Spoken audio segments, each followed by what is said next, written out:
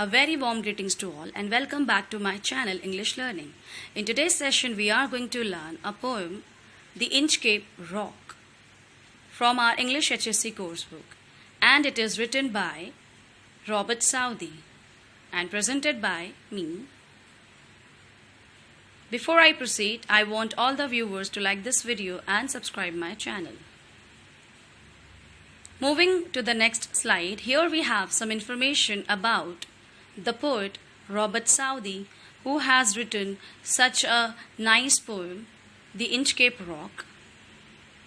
Robert Southey, 1774 to 1843, he was born in Bristol, England. He was the son of a draper, educated at Westminster School and Balliol College, Oxford. As this poem is a ballad, so now moving to the next slide, let's have a look what is ballad. Now here we have a first point given about what is ballad. A ballad is a type of poem that is sometimes set to music. Ballads have a long history and are found in many cultures. The ballad actually began as a folk song and continues today in popular music. Many love songs today can be considered ballads. Now here we have a second point, another point. A typical ballad consists of stanzas that contain a quatrain or four poetic lines. The meter or rhythm of each line is usually iambic, which means it has one unstressed syllable followed by a stressed syllable. In ballads, there are usually 8 or 6 syllables in a line. Like any poem, some ballads follow this form and some don't, but almost all ballads are narrative, which means they tell a story. So here I would like to highlight few points. As it is mentioned here that mostly the stanzas of ballads are quatrain, which means that each stanza is having 4 lines, and usually it has rhyming scheme as well as iambic meters, and the most used iambic meters are here trimeter and tetrameter.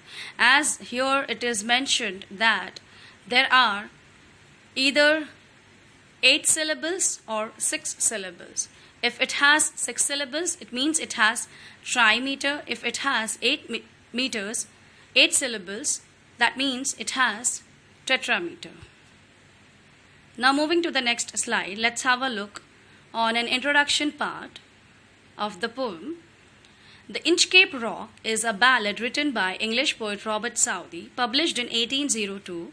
It tells the story of a 14th century attempt by the abbot of Aberbrothock to install a warning bell on Inchcape, a notorious sandstone reef about 11 miles 18 kilometers off the east coast of Scotland.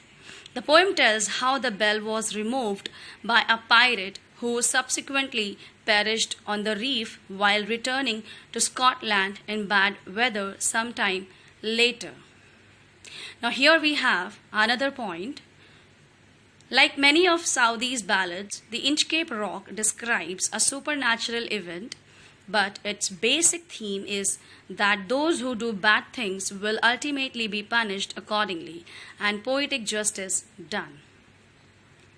So here it is introduction given. So we will be moving towards the next slide and we will have a look on detailed explanation slide wise, stanza wise. So before we are moving towards stanzas, we will have a look here on that how many stanzas and lines are here or there in the poem The Inchcape Rock. The poem consists of 17 stanzas. Each of these stanzas is again made up of 4 lines. Hence, the entire poem consists of 68 lines in total. Now moving to the next slide, here we have introduction or description about one of the characters of this story, The Inchcape Rock, which is Abbot of Aberbrothock. So let's have a look who is this character and how this character is and what he has done. The story is about the good abbot of Aberbrothock and the devilish Sir Ralph the Rover. The abbot achieved the great feat of installing a bell on the dangerous Inchcape Rock that had previously caused many shipwrecks. His bell rang during the storms and issued an alert for the passing ships, so the seamen knew where the rock is and could avoid the danger of an accident. They blessed the abbot for his good work. So, by seeing this description, we get to know that Abbot of Aberbrothock was a good person, was a good man, and he had installed a bell on Inchcape Rock for giving signal to the seamen or the sailors so that they can protect themselves from any type of danger or accident. Now moving to the next slide, here we have the another character of this poem, of this story, the Inchcape Rock, and this character is Sir Ralph the Rover. Now let's have a look at how this character is and what he has done in the story. It was the rover who felt jealous at the fame of the abbot and planned to cut down the bell from the Inchcape Rock, and so he did. This Ralph the Rover was actually a sea pirate, so he needed to destroy the bell to accomplish his desire to rob more ships by putting them in danger. But finally, he himself was the victim of the Inchcape Rock. One day, his ship was left in the midst of storms, lost the direction, and crashed against the rock. Thus, the rover was punished for his sinful work. So, this is the another side of human character. One side we have seen, which was Abbot of Aberbrothock, and this is the another side of human, which is Sir Ralph the Rover. So, here it means that human character has two sides. One is good side, and the other one is bad side. There are few people who are really good to others and few people who are really bad to others.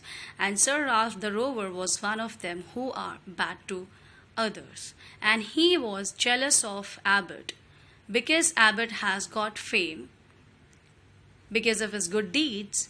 One of the examples we have seen here that he had installed bell on Inchcape Rock for protecting sailors. But he was not happy. Sir Ralph the Rover was not happy, and he decided to cut the bell from that Inchcape Rock. And the another intention he was having, that he wanted to rob more ships as he was pirate. Now moving to the next slide, here we have first stanza. No stir in the air, no stir in the sea. The ship was still as she could be. Her sails from heaven received no motion. Her keel was steady in the ocean. Now moving to the next slide, here we have explanation of first stanza. In this stanza, the poet describes how a ship was standing motionless in the absence of winds as well as sea currents. Her sails were not moving and her keel was fixed in its position. Now moving to the next slide, here we have second stanza. Without either sign or sound of their shock, the waves flowed over the Inchcape Rock. So little they rose, so little they fell. They did not move the Inchcape bell. Now moving to the next slide, here we have explanation, and it says, in this stanza the poet describes how waves were flowing over Inchcape Rock silently. They were moving at such a slow pace that they could not even manage to ring the bell that had been installed there to signal the presence of the reef. Now moving to the next slide, here we have third stanza, and this stanza introduces the Abbot of Aberbrothock. The Abbot of Aberbrothock had placed that bell on the Inchcape Rock. On a buoy in the storm it floated and swung, and over the waves it its warning rung. Now let's have a look on explanation. So here we have explanation. In this stanza, the poet reveals that it was a monk, the abbot of Aberbrothock, who had installed the bell at Inchcape on a buoy. In a storm, this buoy would move violently, causing the bell to ring as a warning to all sailors. Moving to the next slide, here we have fourth stanza. When the rock was hit by the surge's well, the mariners heard the warning bell, and then they knew the perilous rock and blessed the abbot of Aberbrothock. Now here we have explanation of fourth stanza. In this stanza, the poet says that when Inchcape Rock was under water, sailors could hear the bell and know of the rock's position in the sea so as to avoid colliding with it. And for this, they hoped that God would reward the abbot. Now moving to the next slide, here we have fifth stanza. The sun in heaven was shining gay. All things were joyful on that day.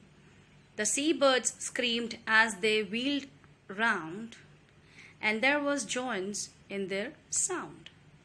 Now moving to this slide, here we have explanation of fifth stanza. In this stanza, the poet describes one particular day when the sun was shining brightly and the seabirds were screaming in joy. Now here we have sixth stanza, and here the another character is introduced. The buoy of the Inchcape bell was seen, a darker speck on the ocean green. Sir Ralph the rover walked his deck, and he fixed his eye on the darker speck. Now here we have explanation of sixth stanza on this slide. In this stanza, the buoy on which the Inchcape bell had been installed is visible as a dark spot amidst the green color of the surrounding water. This speck is then noticed by Sir Ralph as he was walking on the deck of his ship. Now moving to the another slide. Here we have seventh stanza. He felt the cheering power of spring. He made him whistle, it made him sing. His heart was mirthful to excess, but the rover's mirth was wickedness. So here we have explanation. In this stanza, Sir Ralph whistles and sings as he thoughts of spring cheered him up. However, his joy comes from wickedness. Now here we have eighth stanza. His eye was on the Inchcape float. Quoth he, my men, put out the boat and row me to the Inchcape Rock, and I'll plague the abbot of Aberbrothock. Now let's have a look on the explanation of eighth stanza. In this stanza, Sir Ralph tells his crew to sail him to Inchcape Rock so that he may cause trouble for the abbot. Now, here we are having ninth stanza. The boat is lowered, the boatmen row, and to the Inchcape Rock they go. Sir Ralph bent over from the boat, and he cut the bell from the Inchcape float. Now let's have a look on the explanation part. In this stanza, his crew sails Sir Ralph to Inchcape Rock, and he cuts the bell from the buoy over there. Now here we have 10th stanza. Down sunk the bell with a gurgling sound. The bubbles rose and burst around. Quoth Sir Ralph, the next who comes to the rock won't bless the abbot of Aberbrothock. So here we have explanation. In this stanza, the bell of Inchcape sings in the water, causing bubbles to rise and burst on the surface. Sir Ralph predicts that the next sailor who comes to Inchcape will not ask for any blessing for the abbot, for they will have nothing to thank him for. Now here we have 11th stanza. Sir Ralph the rover sailed away.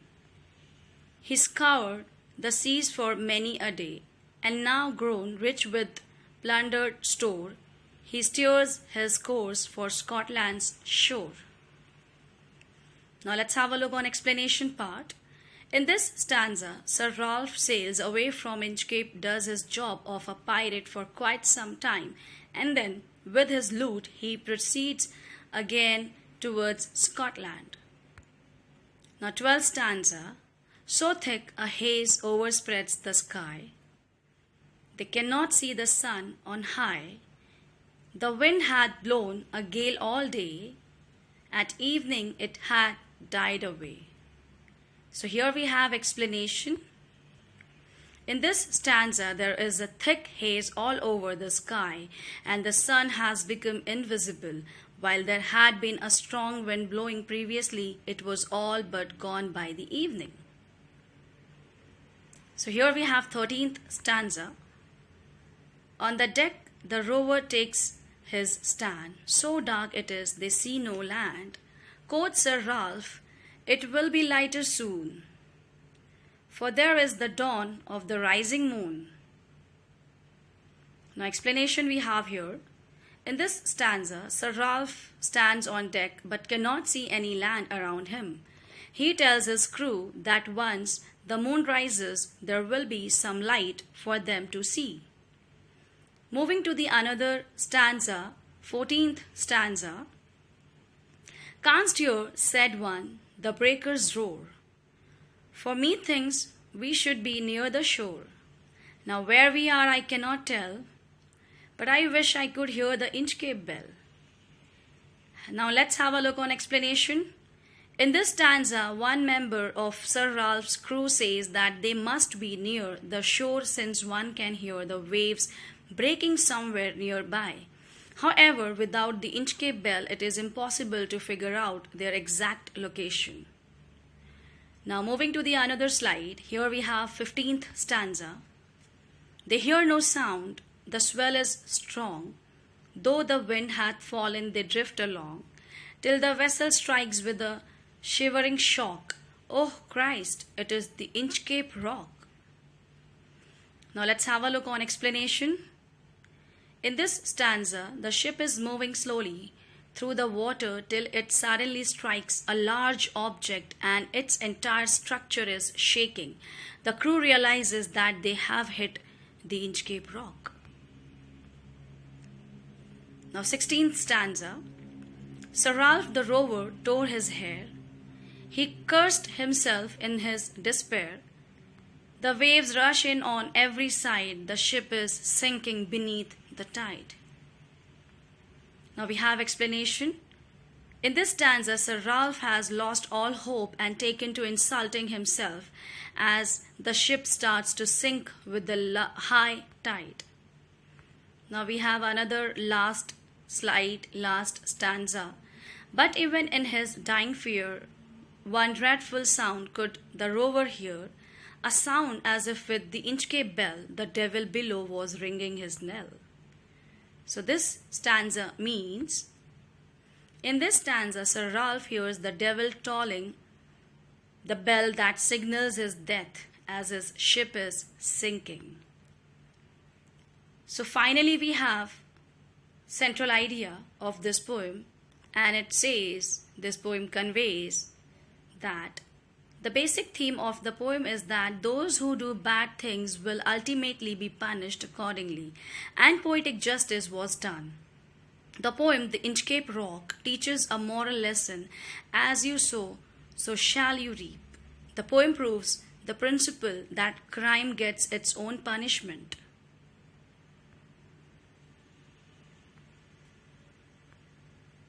Thank you everybody for listening to me.